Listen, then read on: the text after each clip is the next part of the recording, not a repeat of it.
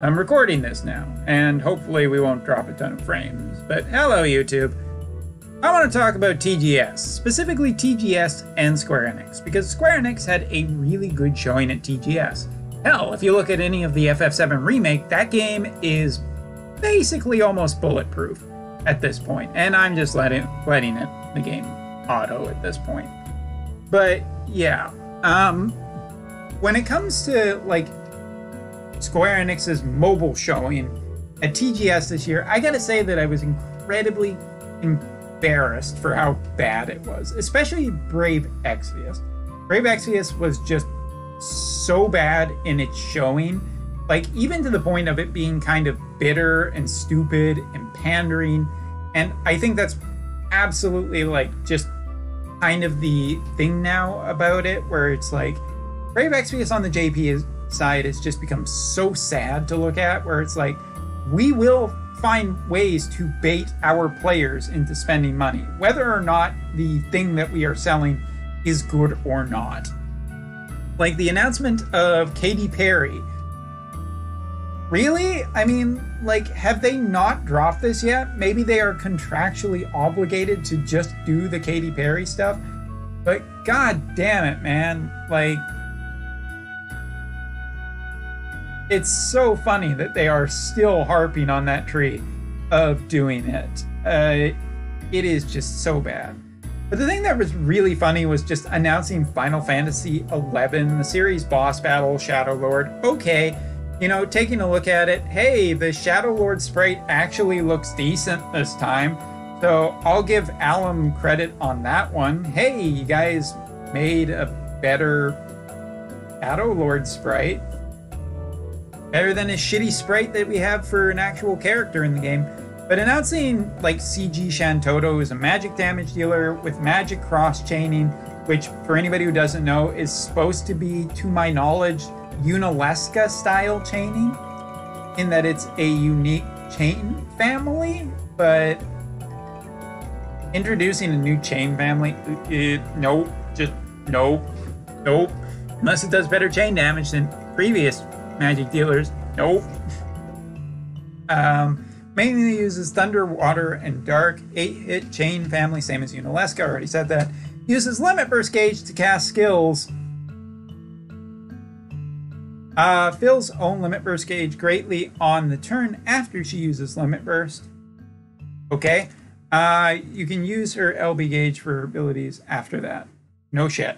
I found it more interesting the fact that they announced Lizette. Like every time I hear things about FF11, it's almost always just Shantoto, because it's like the one character that people know from Final Fantasy XI. Like most people just do not know anybody else, it feels like. Lizette getting some attention is really cool. Lizette's a character that I've seen in Opera Omnia.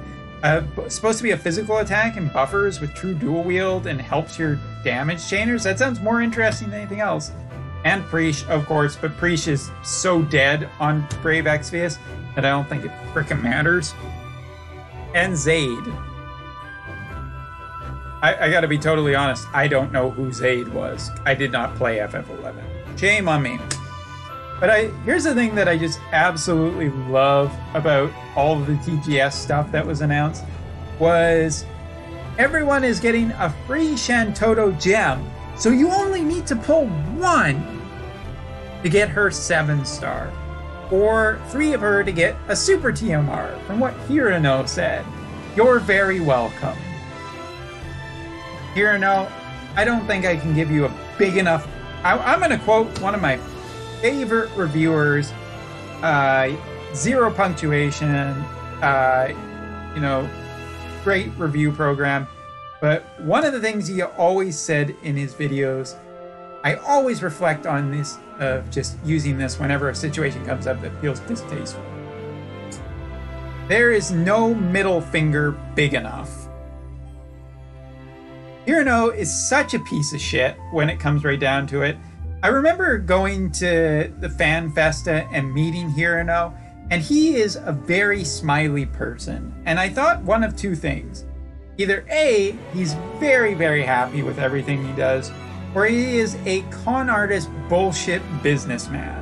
And the longer and the more things he does, the more I am convinced that he is a con artist bullshit man.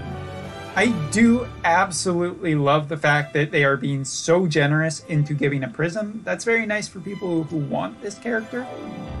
But why not just give the base character so people can actually try her, unless she's not that good and you just don't want people to know about it.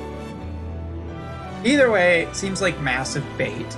The only other things that were talked about during the event were Dark Visions, a thing that probably should have been out last month, but Alum does not seem competent at getting stuff out. It's just a EP measuring mode. We have this in Epic 7 already. Just for anybody who is wondering, this already even exists in Epic 7, a game that has not been out that long, that, to my knowledge, did not steal it from anything. But hey, look, the Hall of Trials. Here it is. This is it. We Epic 7 players have had this for an entire month. I think, like at least a month, it feels like. There's also a 4th anniversary deal with 10k Lapis, but this feels more like bait again. It gives you 11 guaranteed rainbows and fests are included. But with the 4th anniversary coming up, if you were going to spend Lapis anywhere, I don't think that this deal is very good, because whatever will be at the 4th anniversary will be better than this. So, yeah, no, just continue this. If you really care about Brave Exvius on the JP side still, I'm not here to talk you out of it, per se. I will talk about all the bad things that have been going on in the game, and that I think that it's just a game that has continually shown up how bad it has been, just because it does not really improve over all this time. I think that Epic 7 has done more in its 1 year to improve its game than Brave Exvius has done in all 4 years of its lifespan. Dark Mios is asking in chat, Dark Visions Hall of Trials, what is all of that? It is a mode to try and do as much damage and as best you can with the best team that you can, so that you can get high enough points so that you can say that you are the best. In Epic 7, it does net you some exclusive equipment. It will net you something in Brave Exvius on the JP side, but I don't think the rewards have really been shown off yet.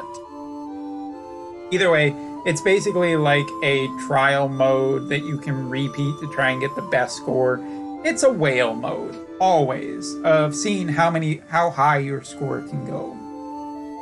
Other than that, there was talked about the next stream and anything like that, but I also want to bring this video up because I am super disappointed in Square Enix's War of the Vision showing at TGS. Whether like Alum or Gummy, whoever you want to blame for this one, I think that the showing was really bad and pathetic.